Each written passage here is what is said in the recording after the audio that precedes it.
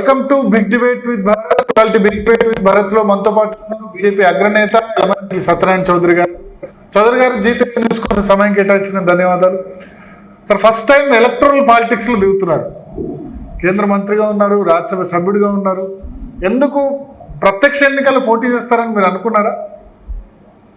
నేను ఇంతకుముందు అనుకున్నాను, కానీ నాకు ఇప్పుడు అవకాశం రాలా. ఈసారి మా అధిష్టానం అవకాశం కల్పించింది. ప్రత్యక్ష ఎన్నికలు అంటే ఎలా ఉంటాయి అనేది, ప్రజల జీవన ప్రమాణాలు డైరెక్ట్ గా తెలుసుకోవడానికి ఇది ఒక అవకాశం. సో అసెంబ్లీ పోటీ చేస్తున్నారు.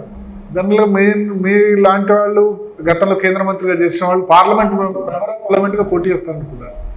సో అసెంబ్లీ పోటీ చేయాలని ఎప్పుడు నిర్ణయం తీసుకున్నారు?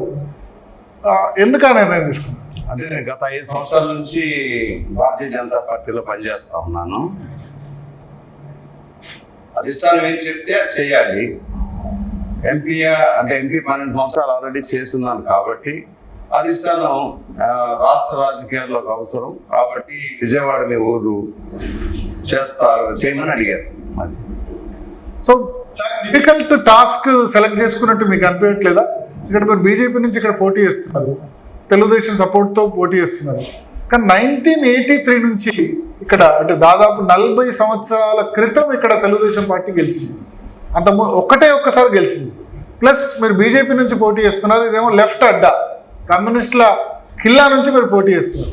ఎందుకు ఇటువంటి డిఫికల్ట్ కాన్స్టిట్యున్సీ సెలెక్ట్ చేసుకున్నారు? అంటే ఏది డిఫికల్టీ అనేది కాదు అనేది నా నమ్మకం. నాయకత్వం అనేది మనం నిరూపించుకోవాల్సింది కుల మతాల బేసిస్ మీద కాదు, సమర్థత సామర్థ్యం మీద, లోగడ అనుభవం మీద. ఎందుకంటే నాకు అప్పుడు అవకాశం వచ్చింది. రాజ్యసభలో 12 సంవత్సరాలు పనిచేశాను, 3.5 సంవత్సరాలు కేంద్ర మంత్రిగా చేశాను. అంతకుముందు 25 సంవత్సరాలు ఎంటర్ప్రెన్యూర్గా నేను అనేక ఇండస్ట్రీస్ పెట్టి అనేక ఎంప్లాయ్మెంట్ జనరేషన్ చేశాను. ఇక్కడ పశ్చిమ నియోజకవర్గంలో సెలెక్ట్ చేసుకోవడం కదా అధిష్టానం డిసైడ్ చేసింది. ఇది ఎవరి ప్రజాస్వామ్యంలో కమ్యూనిస్ట్ అడ్డాన్ని, కాంగ్రెస్ అడ్డాన్ని, బీజేపీ అడ్డాన్ని ఉండదు. నాయకుడు ప్రజలకు చేరువుగా ఉండి మౌలిక సదుపాయాలు, వాళ్ళ అభివృద్ధి, వాళ్ళ సమస్యలు అడ్రస్ చేసే విధంగా ఉంటే నాయకుడు ఎప్పుడైనా కూడా గెలవచ్చు. నేను పర్సనల్గా నా వ్యక్తిత్వం ఏంటంటే, మనం కుల మతాలు చోరిచంద్రంలో ఉన్నంత వరకు ఉంటాయి, కానీ మతాన్ని మన ప్రేయర్ రూమ్లో పెట్టుకోవాలి, కులాన్ని ఇంట్లో పెట్టుకోవాలి. బయటికి సమాజంలోకి వచ్చినాక మానవత్వమే మన మతం అవ్వాలి. మానవత్వ దృక్పథంతో మనం పనిచేయాలనేది నా నమ్మకం.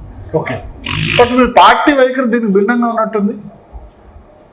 రామ మందిర విషయం ప్రధానంగా ప్రొటెక్ట్ చేస్తున్నారు పార్లమెంట్ ఎలక్షన్స్ లో కానీ, దీనిలో రామ మందిర విషయం దేశవ్యాప్తంగా. రామ మందిరం అనేది ఆల్రెడీ రామ మందిరం కట్టేసాం, అయిపోయింది. 500 సంవత్సరాల నుంచి పెండింగ్లో ఉన్న సబ్జెక్ట్ని నరేంద్ర మోడీ గారి నాయకత్వంలో ఇప్పుడు సెటిల్ అయిపోయింది. ఆల్రెడీ కట్టారు. హిందూస్కి ముస్లిమ్స్కి కూడా సయాటీ కుదిర్చారు. ముస్లిమ్స్కి మాస్క్ కూడా కడుతున్నారు. అది సమస్యే కాదు, ఇష్యూ కాదు. నేను ప్రమోట్ చేసేది లేదు.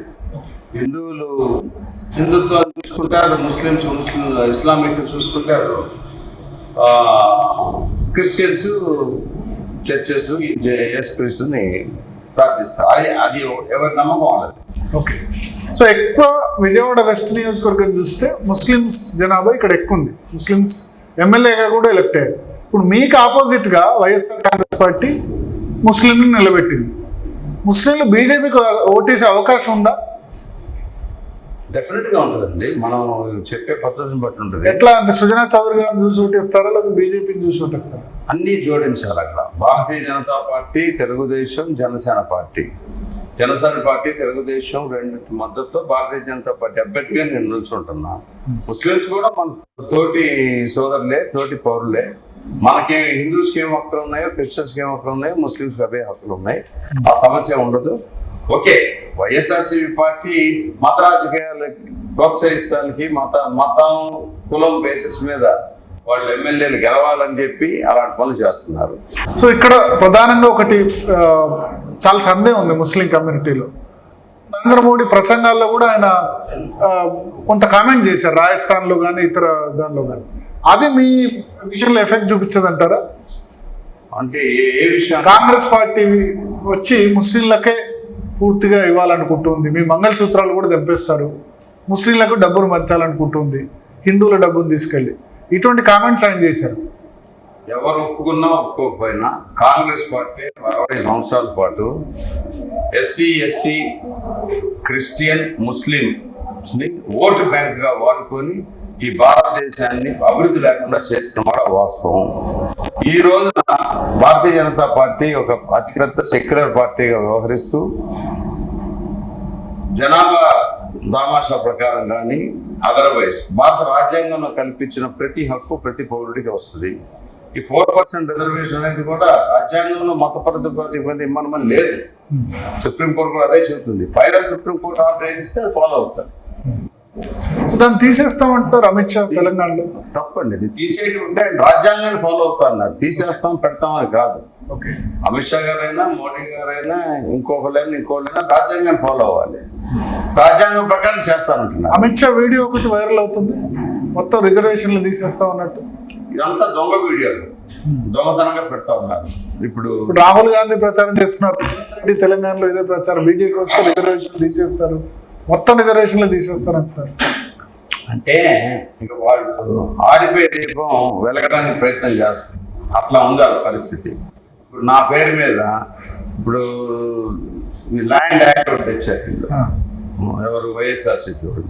అది ఘోరాధిఘోరమైన యాక్ట్, ల్యాండ్ టైటిల్ యాక్ట్. అది నేను బీజేపీ తరఫున సపోర్ట్ చేస్తున్నట్టుగా సోషల్ మీడియాలో తిప్పుతా ఉన్నారు. ఇవన్నీ ఏంటంటే పనికిరాని దద్దమ్మ చర్యలు, అంతకు మట్టికి నేను చెప్పను. ఓకే, సో అంటే ఎలక్షన్స్ లో ఈ నెగటివ్ క్యాంపెయిన్ కూడా చూస్తున్నారు చాలా. అంటే నెగిటివ్ క్యాంపెయిన్లు అంటే ప్రజలు అప్రమత్తంగా ఉండాలి, ప్రజలు డెఫినెట్గా చైతన్యవంతులు. నెగిటివ్ దొంగలు ఎవరు మంచివాళ్ళు ఎవరు అని నాకు తెలుసుకోగలరు. ఎప్పుడు జరుగుద్దంటే ఇది 90% మంచివాళ్ళు ప్రతిఘటించినప్పుడు, మంచిది చెడేది చెప్పనప్పుడు, నిజమేది అబద్ధమేది చెప్పనప్పుడు, వ్యక్తిగతంగా చెప్పుకోలేనప్పుడు దొంగలు వాళ్ళ సంజీవ్. 2019లో జరిగింది అది. అటవిక పాలన అంటే 2019లో జగన్మోహన్ రెడ్డి గారు గెలిచినప్పుడు ఆయన యువకుడు, మంచి అవకాశం కల్పించారు భగవంతుడు, బాగా పరిపాలిస్తారని నేను కూడా అనుకున్నా. డెఫినెట్గా నాన్నగారు పరిపాలించారు, కానీ ఇతను దానికి ఆపోజిట్గా ప్రూవ్ చేశాడు. ఏమాత్రం సరిలేదు. అటవిక పాలన, అసమర్థ పాలన, అవినీతి పాలన. ఒక్క విషయం కూడా ఈ సబ్జెక్ట్కి నా ఒక ప్రాజెక్ట్ కట్టారనో, ప్రాజెక్ట్ తెచ్చారనో, ఒక ప్రాజెక్ట్ కంప్లీట్ చేశారనో లేదు. అమరావతిని మూడు ముక్కలాటాడి దాన్ని నాశనం చేశారు. పోలవరం చేతగాని అసమర్థతో పోలవరం కంప్లీట్ చేయలేదు. కేంద్ర ప్రభుత్వ పథకాలు ఇంప్లిమెంట్ చేయడానికి రాష్ట్ర ప్రభుత్వం కట్టవలసిన డబ్బు కట్టక పథకాలు ఇంప్లిమెంట్ చేయాల. ఇకపోతే సంక్షేమం చాలా అవసరం, కానీ సంపద సృష్టించాలి, ఆదాయం పెంచాలి. ఈ రెండు లేకుండా అప్పులతో ఈ సంక్షేమ కార్యక్రమాలు పెట్టాడు. ఆ సంక్షేమ కార్యక్రమాలు కూడా 100 మంది అక్కడ సఫర్ అవుతా ఉంటే 10% 20% ఇస్తా ఉన్నాడు.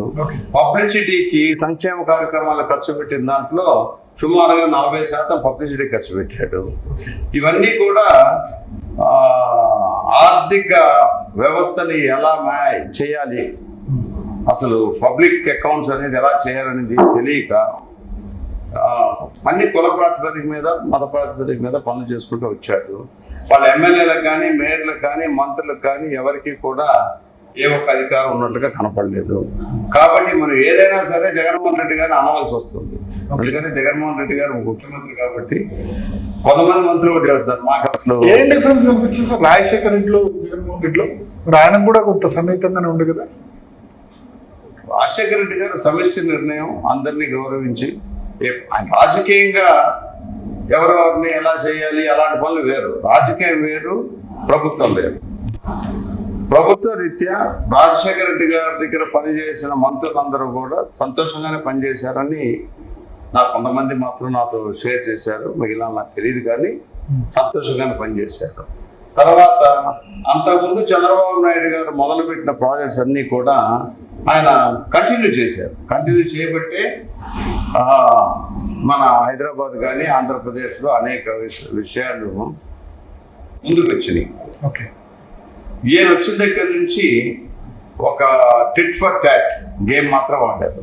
చిన్నపిల్లలు ఆడుకుంటారు కదా, ఆ విధంగా చేసి ప్రజావేదికని కూల్చడం, అన్ని అమరావతిని కూల్చడం, పోలవరాన్ని పూర్తి చేయకపోవటం, ముందు తీసుకెళ్ళలేకపోవటం, అంటే అసమర్థత, ఇవన్నీ కూడుకొని రాజకీయంగా రాజశేఖర పోలవరం విషయానికి వద్దు. మీరు రాజ్యసభ సభ్యుడిగా ఉన్నప్పుడు పోలవరం గురించి అప్పుడు దాన్ని ప్రాజెక్ట్ కంప్లీషన్ గురించి కొంత ఫైట్ చేశారు. అరుణ్ జైట్లీతో కూడా ఫైనాన్స్ మినిస్టర్గా ఉన్నప్పుడు కోఆర్డినేట్ చేశారు.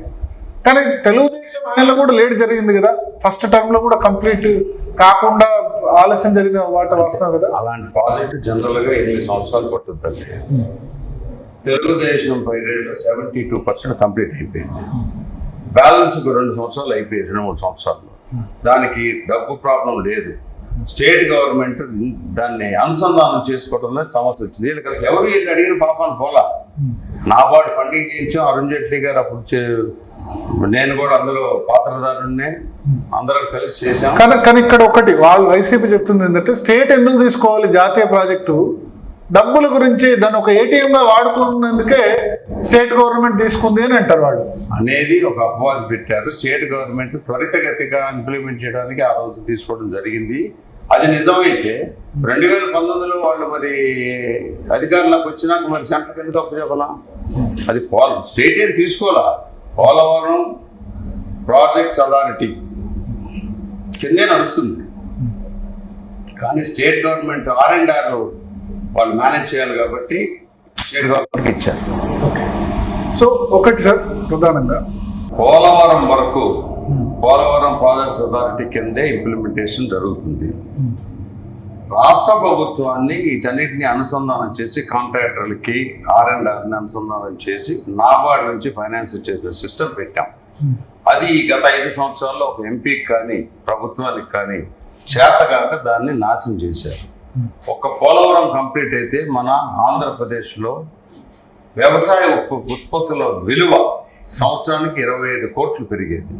25 కోట్లు కనుక వ్యవసాయ ఉత్పత్తులు అంటే రైస్ కానీ దాల్ కానీ ఏదన్నా స్పైస్ ఏది ప్రొడ్యూస్ చేసినా కూడా, కందిపప్పు కానీ శనగపప్పు కానీ మిరపకాయలు కానీ ఏదైనా చేస్తే world bank and IMF guidelines ప్రకారం అది మామూలుగా 4 times GSDP పెరుగుతుంది. అంటే 25,000 కోట్లు కనుక వ్యవసాయ ఉత్పత్తుల వాల్యూ వస్తే 1,00,000 కోట్లు GSDP పెరుగుద్ది. 1,00,000 కోట్లు GSDP పెరిగితే జనరల్గా యావరేజ్న 5 నుంచి 7% GST వస్తుంది ట్యాక్స్. అంటే సుమారుగా 5-6 వేల కోట్లు సంవత్సరానికి ఆదాయం పెరిగేది. ఓకే, ఆదాయం పెరిగితే పోలవరం ప్రాజెక్టు మొత్తం R&R అంతా కలిపి కొడతాం 8 సంవత్సరాల పేబ్యాక్ అయిపోయేది. దాన్ని వాళ్ళు గుర్తించక ఇష్టానుసారం ఆడుకొని కాంట్రాక్టర్లు మార్చి రివర్స్ టెండరింగ్ అని మొత్తం రివర్స్ చేశారు. అది చాలా దురదృష్టకరం. ఇప్పుడు టీడీపీ బీజేపీ కూటమి వస్తే మీరు ఎన్ని రోజులు కంప్లీట్ చేయగలుగుతారు? దానికి డెడ్ లైన్ చెప్పగలుగుతారా? అది అంటే నేను ఒక ఎమ్మెల్యేగా నేను దానికి సమాధానం చెప్పలేను. నాకు అవకాశం ఇస్తే 24 నెలల్లో రైతులకి టోటల్గా లెఫ్ట్ కెనాల్ రైట్ కెనాల్ 2 కలిపి, లెఫ్ట్ కెనాల్ అయితే నేను అనుకోవటం 15 monthsలో చేసేయచ్చు, రైట్ కెనాల్ కూడా మళ్ళీ టోటల్గా 24 నెలల్లో కంప్లీట్ చేయొచ్చు అని నేను అనుకుంటున్నాను. బట్ కేంద్రం నుంచి నిధులు రావాలి కదా, నిధులు ఆపేశారంటారు. అసలు పోలవరం ప్రాజెక్టుకి నిధులకి అసలు ప్రాబ్లమే లేదు. నాబార్డులో స్పెషల్గా irrigation project for the country, భారతదేశంలో ఉన్న ఇరిగేషన్ ప్రాజెక్ట్స్ అన్నిటికీ నాబార్డులో అరుణ్ జైట్లీ గారు ఉన్నప్పుడు 2 బడ్జెట్స్లో 20,000 కోట్లు మూల నిధి ఇచ్చారు. అంటే దాన్ని ఈక్విటీ అంటాం. దాని మీద నాబార్డు 2 లక్షల కోట్లు బాండ్స్ రేజ్ చేయొచ్చు. రేజ్ చేసింది కూడా.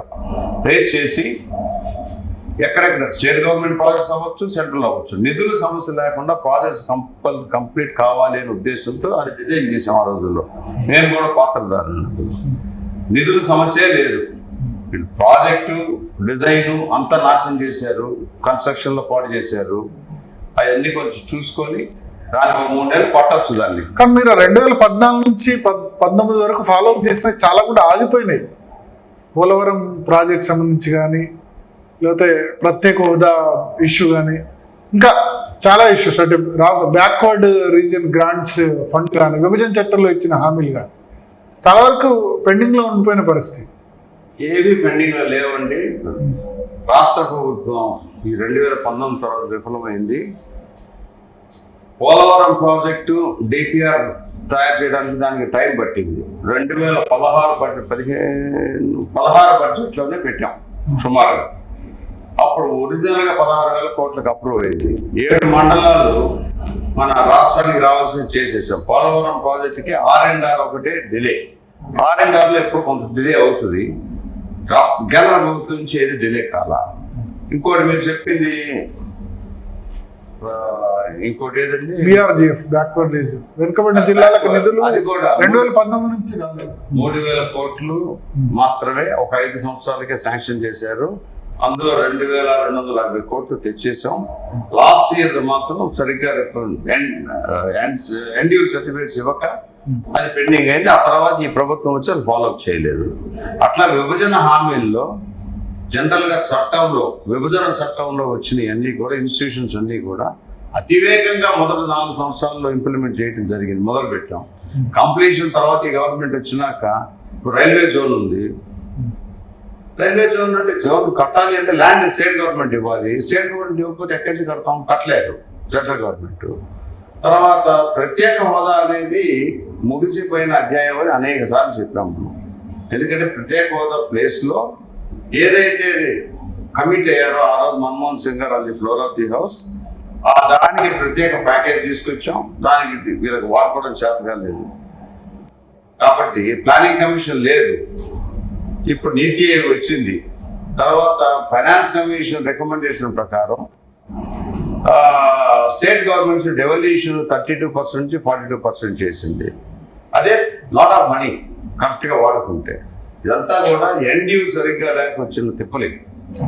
సార్ 3 రాజధానుల గురించి వ్యతిరేకంగా చాలా గట్టిగా పోరాడారు. ఏంది అంటే స్టేటస్ ఏంటి? జగన్ మళ్ళీ వస్తే ఖచ్చితంగా 3 రాజధానులు అని వైజాగ్లోనే ప్రమాణ స్వీకారం అని చెప్తున్నారు. అంటే లీగల్ గా కూడా ఫైట్ చేస్తాను మీరు అంటారు. బట్ లీగల్ ఫైట్ కూడా ఎంతవరకు అది కంటిన్యూ? లీగల్ గా 5 సంవత్సరాలు ఫైట్ చేసి దాన్ని ఆపామండి. నేను 5 సంవత్సరాల క్రితం చెప్పాను, ఒక అంగుళం కూడా ఎవరు కదిలించలేరు అని. ఒక అంగుళం ఇక్కడ మీ పార్టీ స్టాండ్ క్లియర్ ఉందా ఈ విషయంలో? మా పార్టీ స్టాండ్ చాలా క్లియర్ ఉంది. జగన్ వస్తే అనేది అది ఒక కళ. కానీ ఎవరు వచ్చినా వస్తే ఒకవేళ నేను చెప్తాను దాన్ని చట్ట పరిస్థితి చెప్తాను. నేను చంద్రబాబు నాయుడు గారు కూడా కావాలనుకుంటే రాజధానిగా ఉంటే మార్చుకోవచ్చు. అంటే ఎవరు వస్తే వాళ్ళు ఎప్పుడు మార్చవచ్చు అంటే అసెంబ్లీలో. ఎందుకంటే చట్టం ప్రకారం వచ్చింది. మన కాన్స్టిట్యూషన్ ఏముందంటే భారత రాజ్యాంగం చెప్పింది రాజధాని ఎక్కడ పెట్టుకోవాలనేది రాష్ట్రాల పరిధిలోకి వస్తుంది. కానీ ఇది ఒక ప్రత్యేక పరిస్థితుల్లో మనకి విభజన చట్టంలో రాజధాని గురించి చట్టం చేసాం. హైదరాబాద్ తెలంగాణకి పర్మనెంట్ రాజధాని అని, ఆంధ్రప్రదేశ్కి Sivaramakrishna committee central government appoint చేస్తుంది. అది ఓన్లీ రికమెండేటరీ కమిటీ మాత్రమే. పాపులర్లీ ఎలక్టెడ్ గవర్నమెంట్ వచ్చినాక ఆ రికమెండేషన్స్ చూసుకొని వాళ్ళు ఇనానమస్ గా రెజల్యూషన్ పాస్ చేసుకొని వాళ్ళు డెసిషన్ తీసుకోవచ్చు అన్నారు. ఆ ప్రక్రియని అప్పుడు ముఖ్యమంత్రి చంద్రబాబు నాయుడు గారు ఫాలో అయ్యి అసెంబ్లీలో పెడితే తీర్మానం ఏకగ్రీవంగా అది ఆ తీర్మానం అప్పుడైంది. ఒక్క ఓటు కూడా అగ్రెస్ట్ Padala, including present chief minister Jaganmohan Reddy గారు. 30,000 ఎకరాలకు తగ్గకుండా రాజధాని అనేది ఉండాలి అని కూడా చెప్పడం జరిగింది. ఆయన ఎలక్షన్ మేనిఫెస్టోలో ఎలక్షన్ స్పీచ్ లో కూడా చెప్పారు, నేను ఇల్లు కూడా కట్టున్నాను, ఇక్కడే ఉంటాను అని. అది వెనక్కి వెళ్ళారు. కాబట్టి రాజధానిని ఎవరైనా కల్పించాలి అని అంటే మళ్ళీ ఇక్కడ నుంచి రెజల్యూషన్ పాస్ చేసుకొని పార్లమెంట్ లో మళ్ళీ చట్టాన్ని అమెండ్ చేయాలి. ఈ విభజన చట్టంలో ఏదైతే పాస్ చేసామో దాన్ని అమెండ్ చేస్తే మార్చుకోవచ్చు. కానీ ఈ 5 సంవత్సరాలు లీగల్ గా దాన్ని ఆపడం, ఇష్టానుసారం ఇల్లీగల్ పనులు చేయకూడదు అని. ఇప్పుడు ఆటోమేటిక్ గా ఎవరు వచ్చినా లీగల్ గా ఇదే స్టాండ్ అని చెప్పి stand. It's impossible. Possibility is again assembly resolution council pass చేసి బట్ జగన్ అధికారంలో మళ్ళీ వస్తే చేయొచ్చు కదా దాన్ని. పార్లమెంట్ ఒప్పుకోవాలి కదా. కాబట్టి పార్లమెంట్ అంటే మీరు ఒప్పుకోరు, భారతీయ జనతా పార్టీ ఎట్టి పరిస్థితుల్లో ఒప్పుకోరు. భారతీయ జనతా పార్టీ తరఫున మేము తీర్మానం చేసాం ఆల్రెడీ. కాబట్టి గవర్నమెంట్ కానీ మోడీ అంటే జగన్ కు చాలా మంది అంటారు, మోడీ దత్తపుత్రుడు అని నిర్మలా సీతారామన్ అన్నారు. అవన్నీ ఎక్కడో ఊతపదంగా వాడిన దాన్ని మీడియా చిలుకు పలుకు చేయకూడదు. అది కాదు. Government is different from political party. Okay, రేపు పొద్దున ఎన్నికల వరకే ఈ రాజకీయాలు, ఆ తర్వాత ప్రభుత్వాలు పనిచేస్తాయి. అమరావతి అనేది 5 సంవత్సరాలు రైతులు కూడా చాలా కష్టపడ్డారు, వాళ్ళతో పాటు నేను కూడా చాలా కష్టపడ్డాను. అనేక మంది సహాయంతో దాన్ని 5 సంవత్సరాలు ఆపగలిగాం. కాబట్టి అది కళ. జగన్మోహన్ రెడ్డి మళ్ళీ రావడం అలా అయితే అమరావతిని మార్చాలనేది కూడా కళ. ఓకే, అంతవరకు చెప్పగలను. సో అది కాకుండా చేస్తారు ఎట్టి అమరావతి మార్చకుండా మీ కళ చెబుతున్నాను కదా, ఎవరి వల్ల కాదు. విజయవాడ వెస్ట్ నియోజకవర్గానికి సంబంధించి వద్దాం. మీరు పోటీ చేస్తున్నారు. సో అక్కడ సామాన్యుడు పోటీ చేస్తున్నాడు, ఇక్కడ కోటీశ్వరుడు పోటీ చేస్తున్నారు. ఇట్లా కంపేర్ చేస్తున్నారు. దాన్ని ఏమంటారు? రాజ్యాంగంలో కోటీశ్వరుడు పోటీ చేయకూడదని ఉంటే చేసేవాడిని కాదు. అందరూ పోటీ చేయొచ్చు. ఇంకా చాలా మంది చేస్తున్నారు. కమ్యూనిస్ట్ పార్టీ నుంచి కోటేశ్వరరావు చేస్తున్నారు. ఇక్కడ ఇండివిజువల్స్ ఐయుఎంఎల్ ఎంఐఎం కూడా చేస్తున్నట్టు 15 మంది పోటీ చేస్తున్నారు. మరి వాళ్ళు కోటీశ్వరుల్లో నాకైతే తెలియదు, చూడాలి అది. కాబట్టి అది ఎంత పెద్దలు మాట్లాడుతుంటారు పనికి మనం. కానీ విజన్ ఉందా sir Vijayawada west constituency? Vijayawada west కి ప్రణాళిక అంతా తయారు చేశాను నేను. రేపు పొద్దున ఎన్డీఏ ప్రభుత్వం ఢిల్లీలో రావడం ఖాయం, ఎన్డీఏ ప్రభుత్వం రావడం ఖాయం. ఒక ఎమ్మెల్యేగా ఏమేం చేయగలను, ఏమి చేద్దామన్న ఉద్దేశం ఉంది. కేంద్ర రాష్ట్ర ప్రభుత్వాలను అనుసంధానం చేస్తూ అనేక ఎన్జిఓ ట్రస్టుల్ని, కార్పొరేట్ సోషల్ రెస్పాన్సిబిలిటీస్ లో వాళ్ళకు ఉన్న కమిట్మెంట్స్ వెళ్ళి రిక్వెస్ట్ చేసి పశ్చిమ నియోజకవర్గాల అభివృద్ధిలో నేను పాల్గొంటానని అందరికీ చెప్తాను. సార్, అంటే ఒక ఎమ్మెల్యే మీద ఇప్పుడు కామన్ పబ్లిక్ కు చాలా ఎక్స్పెక్టేషన్స్ ఉన్నాయి. ఎందుకంటే ఎమ్మెల్యే నుంచి ఆశించేది వేరు, ఎంపీ నుంచి ఆశించేది వేరు. మీరు అక్కడ 2014లో పోషించిన role completely different. Arun Jaitley లాంటి వాళ్ళతో పనిచేశారు, నరేంద్ర మోడీతో దగ్గరగా పనిచేశారు. బట్ ఇక్కడ పబ్లిక్ ఎక్స్పెక్టేషన్ రీచ్ కాగలరా? ఇప్పుడు ఎమ్మెల్యే నుంచి ఏం ఎక్స్పెక్ట్ చేస్తున్నారంటే ఫోన్ కాల్ ఎత్తాలి ఎమ్మెల్యే, మా ఇంట్లో ఫంక్షన్ జరిగినా రావాలి, సీమంతం జరిగినా రావాలి, చీరగట్టుడు ఫంక్షన్ రావాలి, పెళ్లిళ్ళకి రావాలి, చావులకు రావాలి. ఇటువంటి ఎక్స్పెక్టేషన్స్ ప్రజల దగ్గర ఉన్నాయి. వాటిని ఫుల్ఫిల్ చేయగలుగుతారా? ఫోన్ కాల్స్ ఎన్ని ఎత్తగలిగితే అన్ని ఎత్తాను. ఈ ఫంక్షన్స్ ఎన్ని అవసరం అనుకుంటే ఎన్ని చేయగలిగితే అన్ని చేస్తా. అసెంబ్లీ అటెండ్ కాకుండా, పని చేయకుండా ఫంక్షన్స్ అటెండ్ అయితే వాళ్ళకి ఏమి ఉపయోగం లేదు.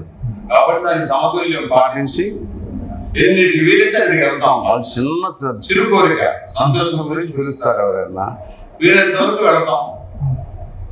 మీరు లోకల్ కాదంటారు, వీలైనంత వరకు లోకల్ కాదు, మీరు స్థానికులు కాదంటారు.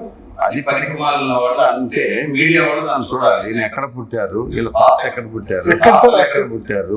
నేను పుట్టింది 25 కిలోమీటర్లు నా నియోజకవర్గానికి దూరంలో కంచికిచర్ల అనే విలేజ్, పొన్నవరం లో పుట్టాను నేను. మా అమ్మ నాన్నగారు ఊరిది. మా నాన్నగారు ఊరు కూడా కృష్ణా జిల్లా, ఉమ్మడి కృష్ణా జిల్లా. మా నాన్నగారు ఈ కృష్ణా జిల్లాలో probably first IPS officer, conferred IPS.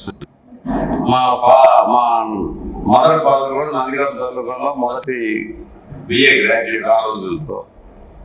ఆయనకి వ్యవసాయం కూడా ఉంది కాబట్టి ఆయన ఉద్యోగంలో చేరలేదు. మా ఫాదర్ ఇంజనీరు. ఫస్ట్ ఆయన ఉద్యోగం చేసి జూనియర్ ఇంజనీర్గా ప్రకాశం బ్యారేజ్ మీద అక్కడే పనిచేశారు. తర్వాత ఆయన ఉద్యోగ రీత్యా అనేక నాగార్జున సాగర్, ముజాలపురం, జకేపేటలో వచ్చారు. మళ్ళీ విజయవాడ వచ్చి విజయవాడలో మిల్క్ ప్రాజెక్ట్, పాల ఫ్యాక్టరీ ఉంది, అక్కడ కూడా పనిచేశారు ఇంజనీర్గా.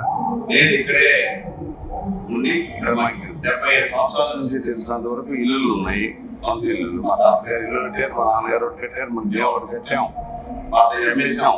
తర్వాత చిల్డ్రన్స్ మాన్సర్ హై స్కూల్ కోటేశ్వరమ్మ గారు అని ప్రిన్సిపల్, చాలా ఫేమస్. ఆవిడే నేను చదువుకున్నాను. తర్వాత ఇంజనీరింగ్కి, పోస్ట్ గ్రాడ్యుయేషన్కి, ఫ్యాక్టరీస్ రీత్యా, ఇండస్ట్రీస్ రీత్యా అనేక ప్లేస్లకు వెళ్ళాను. కానీ మాత్రమే కర్మభూమి ఎప్పుడు మా జన్మభూమి అవ్వదు కదా. అవన్నీ కర్మభూములు, ఇది జన్మభూమి. కాబట్టి అలాంటి వాటికి ఏంటంటే నేను ఇంకా ఎక్కువ సమయం ఇక్కడ పాపులేషన్, మైగ్రేటెడ్ పాపులేషన్, నగరాలు నుంచి వచ్చిన వాళ్ళు చాలా మంది ఉన్నారు. ఎట్లా వాళ్ళని అంటే 100 సంవత్సరాల క్రితం మైగ్రేట్ అనకూడదు, వాళ్ళే స్థానికులు. వాళ్ళందరూ కూడా స్థానికుల కిందే. ఈ నియోజకవర్గం ప్రత్యేకత ఏంటంటే భారతదేశంలో ఉన్న ప్రతి కులం, ప్రతి మతం, ప్రతి సంస్కృతి, ప్రతి భాష వ్యక్తులు ఉన్నారు.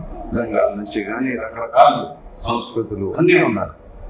సో కులం బేసిస్ మీద, మతం బేసిస్ మీద నేను అక్కడ కంటెస్ట్ చేయట్లా.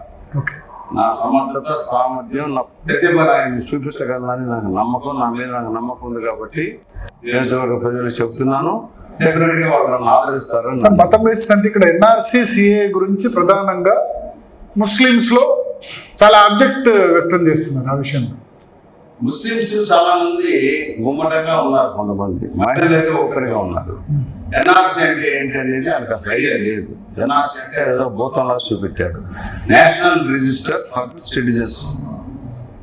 ఎప్పుడో 1970లో ఇప్పుడు అది మొత్తం దేశంలో ఉన్న వాళ్ళందరినీ, అప్పుడు మన పాపులేషన్ ఎంత ఉండేదా, మరి 50 కోట్లు ఉండేదా, 60 కోట్లు ఉండేది, చేద్దామని ప్రపోజ్ చేశారు. కానీ అప్పుడు మన టెక్నాలజీ ఎంత ఇంప్రూవ్ కావాలి. ఈ లోపల పాపులేషన్ మాత్రం విపరీతంగా డెవలప్ అయిపోయింది. పాపులేషన్ అప్పటికి ఇప్పటికి 100 కోట్లు పెరిగిపోయారు. ఎన్ఆర్సీ అంటే మన దేశ సిటిజన్స్ ఒక రిజిస్టర్, ఎక్కడికి వెళ్ళినా తెలుసుకోవడం. అమెరికాలో దీన్ని సోషల్ సెక్యూరిటీ నెంబర్ అని అంటారు.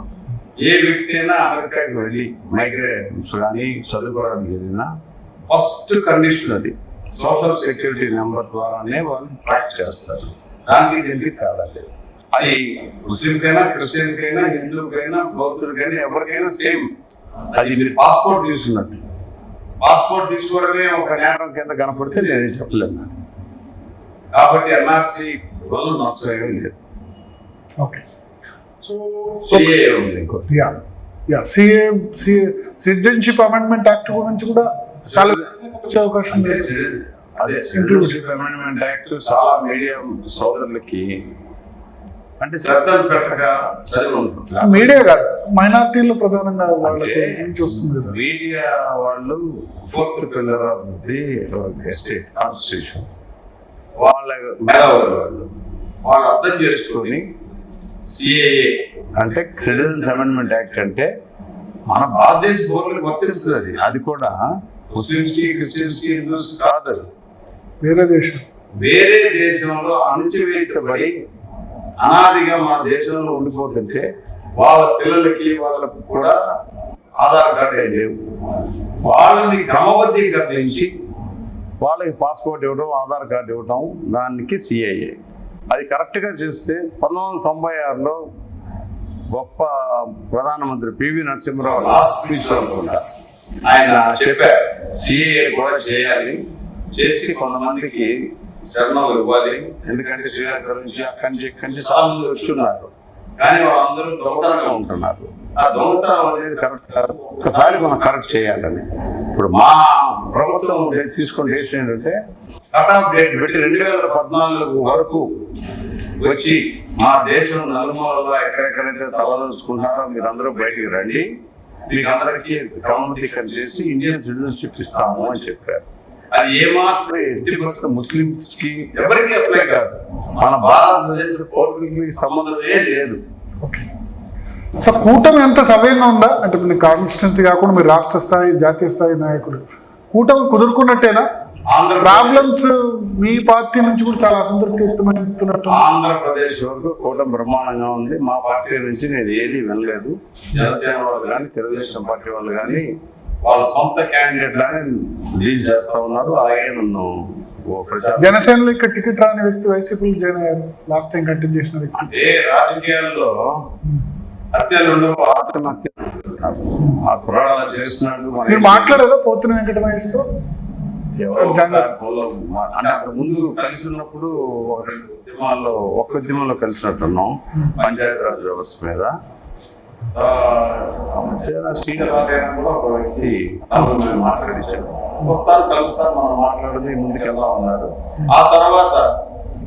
పాపం ఇప్పుడున్న వైఎస్ఆర్సీ పార్టీ వాళ్ళు పట్టుకెళ్ళారు. ఈ కుర్రాడు కూడా వెళ్ళిపోయాడు. మనం ఏం చేయలేం. దానికి అది అతని వ్యక్తిగా యా. చంద్రబాబుతో మీ రిలేషన్స్ ఎట్లా ఉన్నాయి? ప్రమాణం అంటే తెలుగుదేశం నుంచి బీజేపీలో జాయిన్ అయిన తర్వాత కాదండి. అంటే రెండు రకాల ఆర్గ్యుమెంట్స్ ఉన్నాయి. ఒకటి డిఫరెన్సెస్ ఉండడం వల్ల మారారని ఒకటి, రెండవదేమో ఆయనే పంపించారు బీజేపీలో అని ఒకటి. ఏదికి వ్యవస్థ దీనిలో? రెండిట్లో వాస్తవం లేదు. రెండిట్లో వాస్తవం లేదు. నేను జాతీయ పార్టీలో జరగాలని ఉద్దేశంతో నేను వెళ్ళాను. డిఫరెన్సెస్ క్వశ్చనే లేదు. ఆయన ఎప్పుడు నాకు రాజకీయాలు నేర్పించే గురువు గారు అని చెప్తా. కానీ ఇప్పుడు పార్టీ లేదు. సిద్ధాంతపరంగా నేను జాతీయ పార్టీకి వెళ్దామని తెలియదు. ఆయన ఆశీస్సులు నాకు ఎప్పుడూ ఉంటాయి. సో ఆయన ముఖ్యమంత్రి అయితే మీకు డెఫినెట్గా కాన్స్టిట్యున్సీ పరంగా ఎక్కువ నిధులు ఇచ్చే అవకాశం ఉంటుందా? అంటే టీడీపీ వాళ్ళని కాకుండా బీజేపీ కదా. రాజ్యాంగంలో ఎంతైతే పొందుపడుతుంది కాబట్టి ఎన్నికల వరకే ఈ టీడీపీ బీజేపీ ఇదంతా. ఎన్నికలు అయిపోయినాక ఎమ్మెల్యే 175 ఎమ్మెల్యేలు సమానం. సొంత పార్టీ ఎమ్మెల్యేలు వేరే పార్టీ ఎమ్మెల్యేలు వేరే విధంగా ఉంటుంది. ఏం ఉండదు అలా. కేంద్ర మంత్రి అయ్యారు శ్రీనాథ్ చౌదరి. ఇక్కడ గెలిస్తే రాష్ట్ర మంత్రి అవుతారా? గెలవడం ఖాయం. మంత్రి అవుతాం నాకు తెలియదు. చాలా మంది అంటారు మిమ్మల్ని రాష్ట్ర మంత్రివర్గంలో తీసుకోవాలంటే చంద్రబాబు నాయుడు ఆయన విజయవాడ వెస్ట్ సీటు మీకు ఇప్పించారు. ఆ విషయం నాకు తెలియదు. మిగతా అంటే మీ సీట్లు రాని మిగతా బీజేపీ నేతలకు ఏం చెప్తారు? అందరూ సంతోషంగా ఉన్నారు. అందరు సాటిస్ఫైడా? సార్ ఓవరాల్గా అంటే ఇక్కడ విజయవాడ వెస్ట్ పబ్లిక్ కానీ ఆంధ్రప్రదేశ్ పబ్లిక్ కానీ ఏం చెప్తారు? అంటే ఇంకా చాలా తక్కువ సమయం ఉంది. పోలింగ్ ఇంకా 2-3 డేస్లోనే పోలింగ్. ఆల్రెడీ వైఎస్ఆర్ పార్టీని జగన్మోహన్ రెడ్డి గారు ముఖ్యమంత్రిగా 5 సంవత్సరాలు చూశారు. వాళ్ళు ప్రజలందరూ ఆల్రెడీ ఆయన సమర్థత ఏంటి, సామర్థ్యం ఏంటి అని వాళ్ళు చూసేసారు. ప్రజలందరూ కూడా ముఖ్యంగా చూశారు. కాబట్టి నరేంద్ర మోడీ గారు గత 10 సంవత్సరాల నుంచి భారతదేశాన్ని ఎలా అభివృద్ధి చేశారో చూశారు. చంద్రబాబు నాయుడు గారి పరిపాలన దక్షత చూశారు ఇంతకుముందు. పవన్ కళ్యాణ్ గారు మానవతావాది. ఆయన ఎన్నో త్యాగాలు చేసి కూటమిని ఏర్పరిచారు. ఆయనతో పాటు యువతరం అంతా కూడా ఆయనతో ఉంది. డెఫినెట్గా 3 పార్టీల కూటమితో ఆంధ్రప్రదేశ్ మళ్ళీ అభివృద్ధి పాటలో పట్టుద్ది. కాబట్టి మీరందరూ విస్మరించకుండా ఓటు హక్కుని వినియోగించుకొని కూటమిని గెలిపించమని నేను ప్రజలను కోరుతున్నాను. ఒకటి సార్, అంటే వెల్ఫేర్ ఓట్స్ అవుట్ రైట్ గా జగన్ పడతాయి అంటారు. పూర్ లోయర్ మిడిల్ క్లాస్ అన్ని ఓట్లు కూడా జగన్కి వెళ్తాయి. వెల్ఫేర్ స్టేట్ గా ఆంధ్రప్రదేశ్ మార్చారని వైసీపీ చెప్తుంది. ఏమంటారు? అని వాళ్ళ ఉద్దేశం. కానీ నిజమేంటనేది జూన్ 4వ తేదీ 12 గంటలకల్లా తెలిసిపోతుంది. So you're confident? More than 100%. Right sir, all the best Sujanath Chowdary గారు. ఫస్ట్ టైం ప్రత్యక్ష రాజకీయాల్లో, అందులో అసెంబ్లీ నుంచి పోటీ చేస్తున్నారు. మీకు మంచి జరగాలని జీ తెలుగు న్యూస్ నుంచి కోరుకుంటాను. So thank you Sujana Chowdary గారు, జీ తెలుగు న్యూస్ కోసం సమయం కేటాయించినందుకు. మొత్తానికి చెప్తున్నారు జూన్ 4వ తేదీ వరకు ఖచ్చితంగా అందరూ తెలుస్తుంది. ఇక్కడ కూటమి, ఎన్డీఏ కూటమి విజయం సాధించడం ఖాయమని చెప్తున్నారు. తన ఎక్స్పర్టైజ్ అంతటి కూడా వినియోగించి విజయవాడ వెస్ట్ నియోజకవర్గాన్ని అభివృద్ధి చేస్తాను, అన్ని విషయాల్లో కూడా సమతూకం పాటిస్తాను. ముఖ్యంగా మోడీ గవర్నమెంట్ లాస్ట్ 10 సంవత్సరాల్లో చేసిన పని ఆధారంగానే తాము ఓట్లు అడుగుతున్నామని కూడా సుజనాథ్ చౌదరి చెప్తున్నారు. ఇది సుజనాథ్ చౌదరితో బిగ్ డిబేట్. మరో బిగ్ డిబేట్లో మళ్ళీ కలుద్దాం.